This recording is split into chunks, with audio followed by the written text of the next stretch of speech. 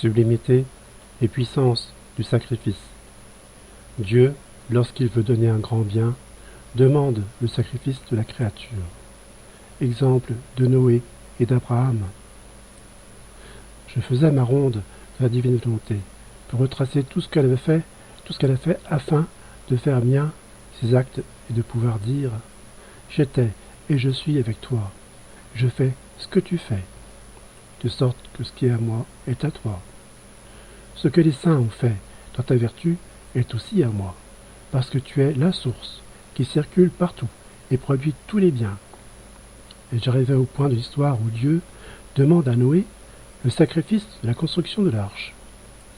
Et j'offrais le sacrifice comme s'il était le mien, afin de demander le royaume de la divine volonté sur la terre. Je faisais cela.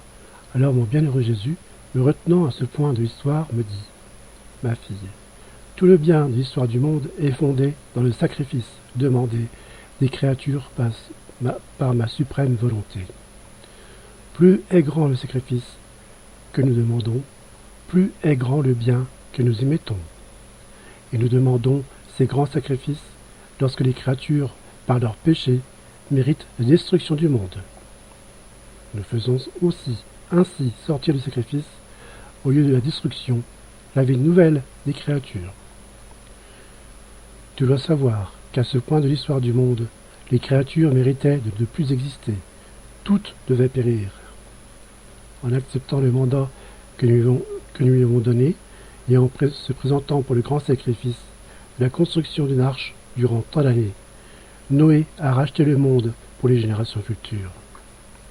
En se sacrifiant si longtemps à travers les difficultés, les peines et la sueur, il a déboursé les pièces de monnaie, non pas d'or ou d'argent, mais de tout son être dans l'acte de suivre notre vouloir. Il a ainsi produit suffisamment de pièces pour acheter ce qui était sur le point d'être détruit. Ainsi, si le monde existe encore, il le doit à Noé, qui, par son sacrifice, et en faisant notre volonté, comme nous voulions qu'il le fasse, a sauvé l'homme et tout ce qui devait servir à l'homme. Un sacrifice prolongé, voulu par Dieu, annonce de grandes choses, des biens universels. C'est une douce chaîne qui relie Dieu et les hommes. Nous-mêmes, tant que la créature forme pour nous un sacrifice prolongé, ne sortons pas des liens de cette chaîne qui nous est si douce et si chère, que nous nous laissons liés par elle autant qu'il lui plaît. Ainsi Noé, par son sacrifice prolongé, a racheté la continuation des générations humaines. Après un autre espace de temps, l'histoire du monde est venu Abraham, et notre vouloir lui a commandé de sacrifier son fils. C'était un dur sacrifice pour un malheureux père. On peut dire que Dieu a mis l'homme à l'épreuve, et exigé une épreuve inhumaine et presque impossible à exécuter. Mais Dieu a le droit de demander ce qu'il veut et tous les sacrifices qu'il veut.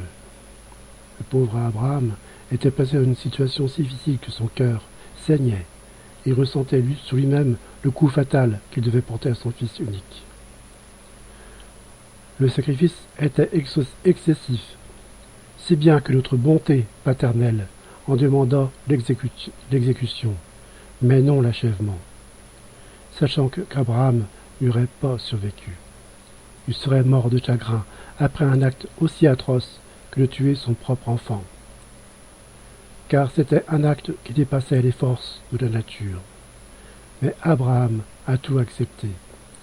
Il ne pensait à rien, ni à son enfant, ni à lui-même, parce qu'il était consumé par le chagrin dans son propre enfant. Si notre vouloir, comme nous lui avons commandé, n'avait pas empêché son geste fatal, il aurait fait le sacrifice voulu par nous, même s'il serait mort avec son fils bien-aimé. Or, ce sacrifice était grand, excessif, uniquement voulu par nous dans l'histoire du monde. Eh bien, ce sacrifice l'a élevé si haut qu'il a été constitué chef et père des générations humaines. Et avec le sacrifice de son fils, il a déboursé la monnaie de sang et d'immenses chagrins, afin de racheter le futur Messie pour le peuple hébreu et pour tous les hommes. De fait, après le sacrifice d'Abraham, nous nous sommes fait souvent sentir parmi les créatures ce que nous n'avions pas fait auparavant, Le sacrifice possédait la vertu de nous rapprocher des créatures. Nous ont formé les prophètes jusqu'à ce que vienne le Messie attendu. Or, après un autre laps de temps prolongé, voulant donner le royaume de notre volonté, nous voulions un sacrifice sur lequel nous appuyer, alors que la terre était inondée de péchés et mérite d'être détruite. Le sacrifice de la créature la rachète. Par son sacrifice, la créature appelle de nouveau la divine volonté à régner et à faire renaître dans le monde la vie nouvelle de mon vouloir parmi les créatures. C'est pourquoi j'ai demandé le sacrifice prolongé de ta vie sacrifiée sur un lit de souffrance. C'était là la nouvelle croix que je n'ai demandé ni donné à personne, qui devait former ton martyr quotidien. Tu le sais parce que si souvent tu m'as fait verser des larmes. Ma fille, lorsque je veux donner un grand bien, un nouveau bien aux créatures, je donne une nouvelle croix, et je veux un nouveau unique sacrifice. Une croix dont l'homme ne s'explique pas la raison, mais cette raison est divine. Et l'homme est dans l'obligation non pas de la scruter, mais de s'incliner devant elle et de l'adorer. S'agissant du royaume de ma volonté, mon amour voulait et devait inventer de nouvelles croix et de nouveaux sacrifices, jamais encore offerts, afin de trouver les prétextes, le soutien, la force, la quantité de monnaie et la chaîne la plus longue pour être liés par la créature. Et le signe certain que nous voulons donner au monde, un grand universel bien, c'est la demande à une créature d'un grand et prolongé sacrifice. Ce sont les assurances et les certitudes du bien que nous voulons donner. Lorsque nous trouvons une créature qui accepte, nous faisons pour elle un prodige de grâce. Dans son sacrifice, nous formons la vie du bien que nous voulons donner. Ainsi ma volonté veut former son royaume dans le sacrifice des créatures. Elle s'en entoure afin d'être en sécurité, et avec ce sacrifice, elle veut défaire la volonté humaine et ériger la sienne. Avec cela, se trouve formée la monnaie de divine lumière devant notre divinité, afin de racheter le royaume de notre divine volonté pour le donner aux générations humaines. Par conséquent, ne t'étonne pas de la longueur de ton sacrifice, ni ce que nous avons fait et disposé pour toi. Cela était nécessaire à notre volonté.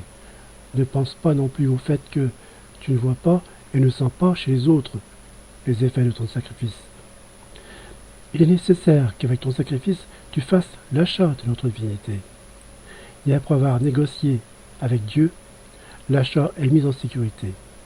Et en son temps, le royaume du divin vouloir prendra vie avec certitude, parce que l'achat aura été fait par le sacrifice d'une créature appartenant à la famille humaine.